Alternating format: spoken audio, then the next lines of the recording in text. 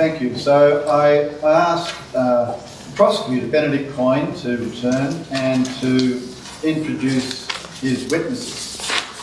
And I believe we have 5 witnesses. Is that correct? That's correct. Tribunal member. I thank my learned friend for those gracious remarks, and I'll bring the tribunal to why he's made a lot of my case for me and easy work when we close.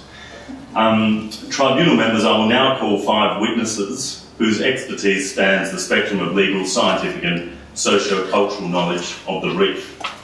I do apologise for jumping to this earlier, Your Honours, but I'm very excited about this new era of eco-law that we're emerging into, and one might almost want to run over the ideologues that purport to advocate for such archaic and outdated systems as my learned friend. But Your Honours, I did go to law school and I do understand procedural fairness. So, as we proceed, it is these expert witnesses have been carefully selected, Your Honours. They are a cream of the crop. They have a knowledge which spans, understands and appreciates the true, more than human and non-dividendable value of my client. My first witness, and I'll introduce my witnesses one by one, tribunal members. I was going to give you an overview, but I will introduce them one by one. There are 5 of them. My first witness is Solicitor Joe Bragg, Principal Solicitor at the Environmental Defenders Office of Queensland. Ms Bragg will provide an overview of the reasons the Great Barrier Reef was originally World Heritage listed. Also, she will cover the recent UNESCO declarations about the threats facing the reef and government responses to international concerns.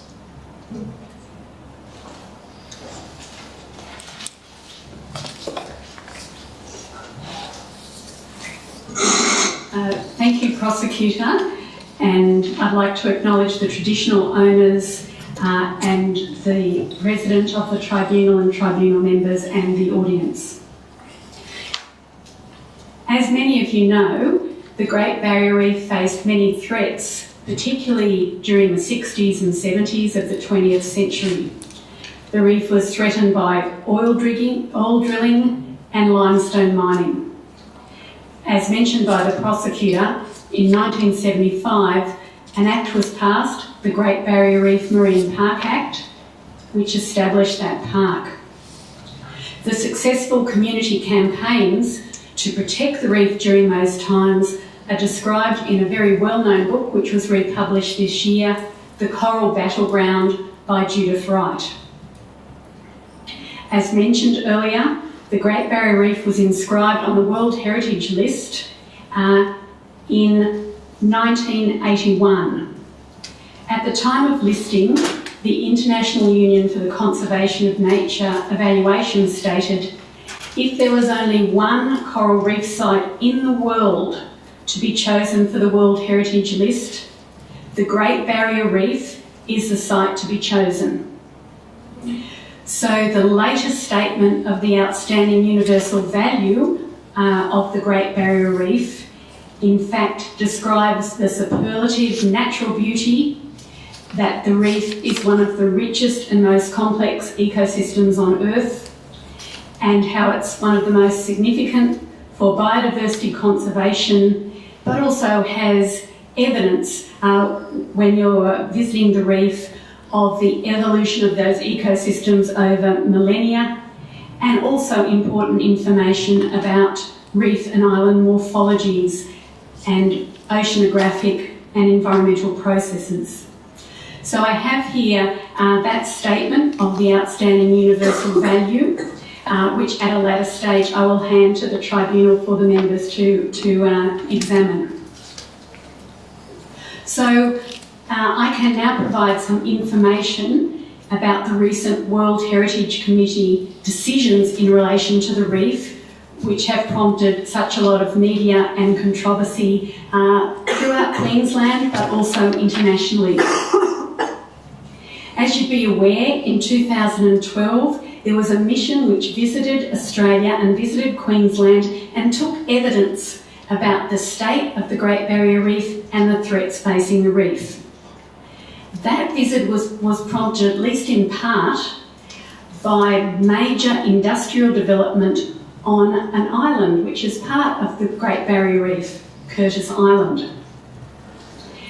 There were a number of recommendations to come out of that mission and 2 later decisions of the World Heritage Committee analysing threats to the reef and pointing out ways in which the Queensland Government and the Australian Government were not really doing their job in protecting the reef.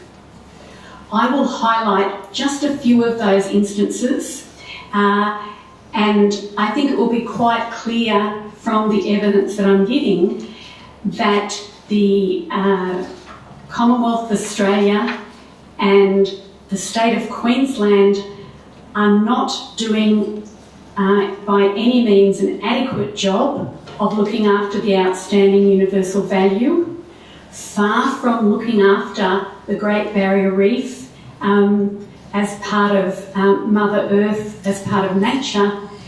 These governments are barely even considering principles of ecologically sustainable development, where natural values form at least an integral part of decision making.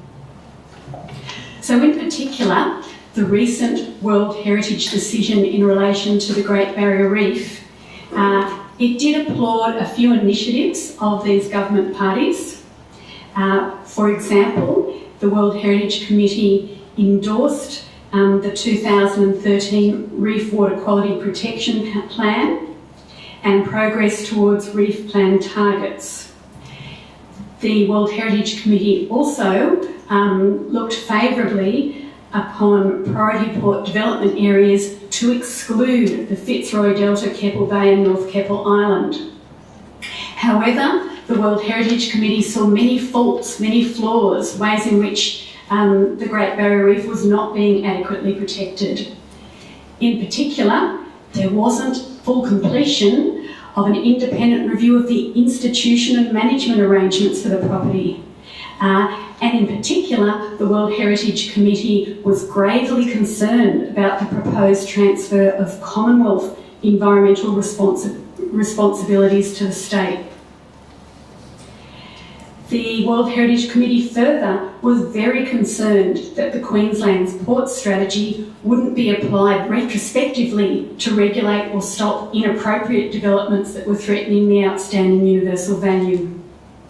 In fact, earlier this year, the Environmental Defenders Queensland provided for consideration by the World Heritage Committee a number of grave issues, summarising that in fact in many cases our legislative and administrative framework here in Queensland had gone backwards in terms of protecting the reef, far from taking a big leap forward in terms of better protecting the Great Barrier Reef and looking after the rights of Mother Earth through better protecting the reef. I'll mention these just very briefly, but I'm sure members of the Tribunal, being, as I understand, residents of the state of Queensland, would be quite familiar with the cost-cutting and reduction in the administrative structures of the public service that we need to help look after the reef. So amongst these flaws, these backward steps in the regulation of Queensland legislation include reduced protection of water quality and reduced protection of riparian vegetation in some of the catchments of the reef. And you may recall changes to the Vegetation Management Act, changes to the Water Act, which led to these reduced protections. Some of those amendments benefited political donors to the current government. Some of the changes that have been made are effectively to not sufficiently constrain ports development, as the World Heritage Committee saw was essential. The new planning instruments made under our planning legislation, and indeed the State Party's Coastal Program report, failed to acknowledge that there's no adequate limitation on capital dredging, failed to acknowledge cumulative impacts, and did not require the port development to be constrained. What we're finding is even in key legislation, such as the planning legislation in Queensland, let alone the major projects legislation, such as the State Development Public Works Organisation Act, the principles of ecologically sustainable development are nowhere to be seen. This is such a far cry from the positive obligations to protect Mother Earth and to protect the reef that are actually needed to help ensure the reef can survive.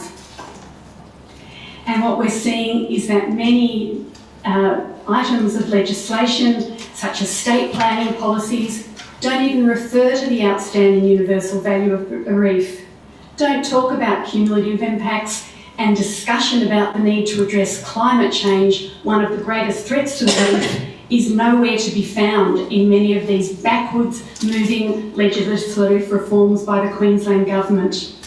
In particular, a great deal of unfettered power is given, and more is given, to the Coordinator General rather than to the Environment Department. So we're moving far away from administrative structures that adequately protect the reef. So, to the President of the Tribunal, that's my evidence in chief, and I'm prepared now to take any questions. Thank you. Joe, we will be having questions at the end of the expert witness session. We'll be having a block of time when the Tribunal can ask all the witnesses who are called any questions of clarification. Thank you, Tribunal President, and I'll now hand up copies of some relevant documents.